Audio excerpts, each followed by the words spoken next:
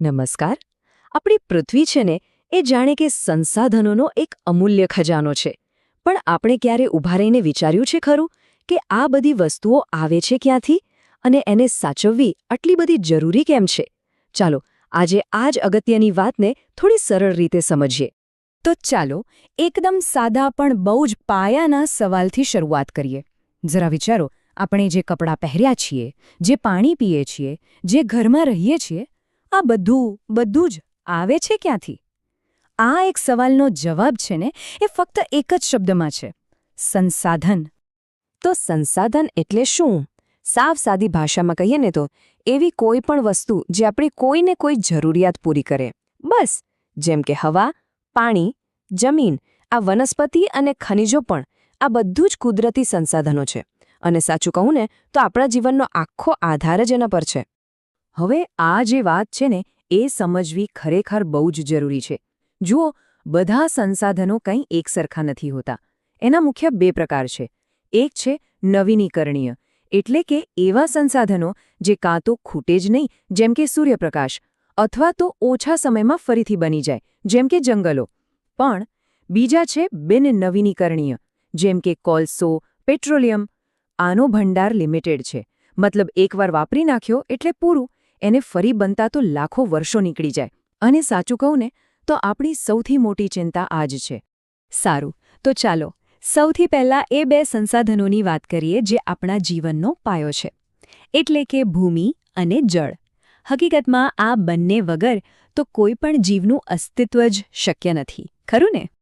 આપણે રોજ જે જમીન પર ચાલીએ છીએ એને કેટલી સહેજતાથી લઈ લઈએ છીએ ને, પણ એ કેટલી કિંમતી છે એનો અંદાજો છે?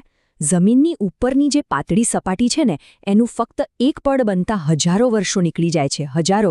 અને ચિંતાની વાત તો એ છે કે જે ઝડપે એ બને છે એનાથી અનેક ગણી વધુ ઝડપે આપણે એને ગુમાવી રહ્યા છીએ, પવન અને પાણીના ધોવાણને કારણે.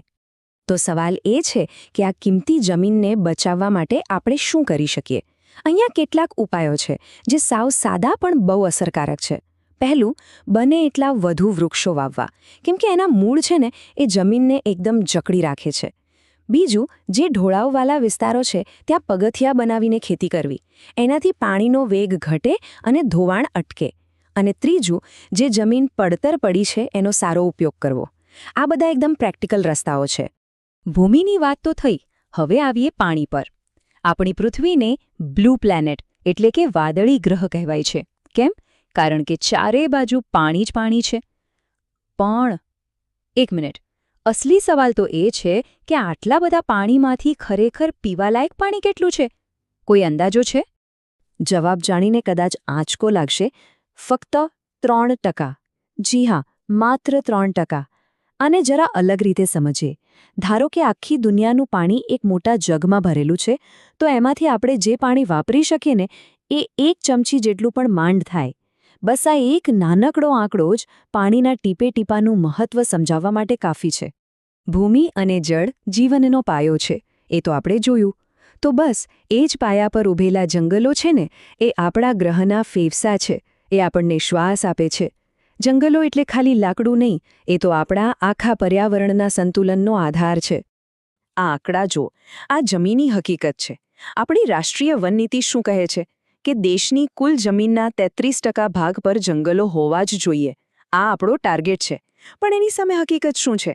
આખા ભારતમાં આ આંકડો છે લગભગ 23%, અને ગુજરાતમાં તો એનાથી પણ ઓછો, માંડ 11%થી થોડોક વધારે. એટલે સ્પષ્ટ દેખાય છે કે આપણે લક્ષ્યથી કેટલા પાછળ છીએ. તો સવાલ એ છે કે આ જે ગેપ છે એને પૂરો કઈ રીતે કરી શકાય? જુઓ, ઉપાયો આપણી સામે જ છે. સૌથી પહેલી અને સૌથી અગત્યની વાત છે પર્યાવરણ વિશે સાચી સમજ અને જાગૃતિ. એ પછી સરકારી અને સામાજિક બંને સ્તરે વનીકરણના કાર્યક્રમોને પૂરેપૂરો સપોર્ટ આપવો. અને શાળા કોલેજોમાં તો વૃક્ષારોપણ એક આદત બની જવી જોઈએ. આ કામ કોઈ એકલાથી નહીં થાય, પણ જો આપણે બધા સાથે મળીને કરીશું તો ચોક્કસ થશે.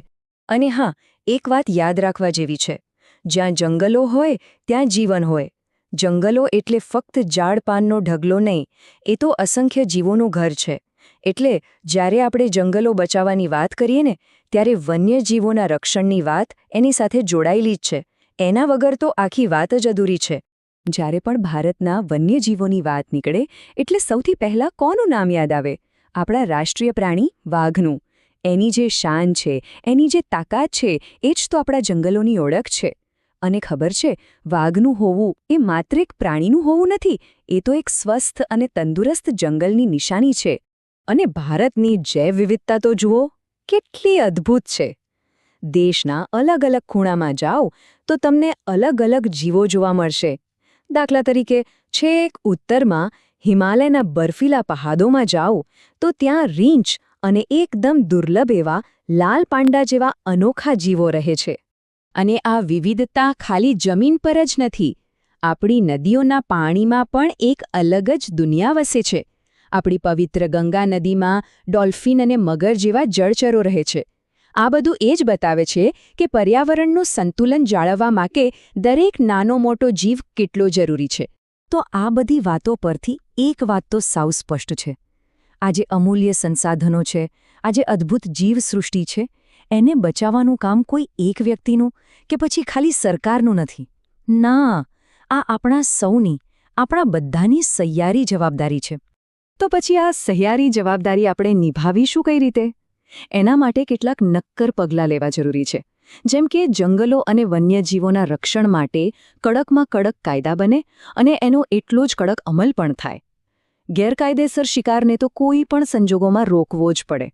લોકો સુધી સાચી માહિતી પહોંચાડવી, એમને જાગૃત કરવા અને અભયારણ્યો જેવા ખાસ વિસ્તારોને વધુ સારી રીતે વિકસાવવા. આ બધા જ પ્રયાસો સાથે મળીને જ આપણા વન્યજીવોને એક સુરક્ષિત ભવિષ્ય આપી શકે છે. અને અંતે એક સવાલ સાથે આપણે સૌએ વિચારવાનું છે. સવાલ એ નથી કે આપણે શું કરી શકીએ છીએ. અસલી સવાલ એ છે કે આપણે આવનારી પેઢી માટે શું વારસામાં મૂકીને જવાના છીએ.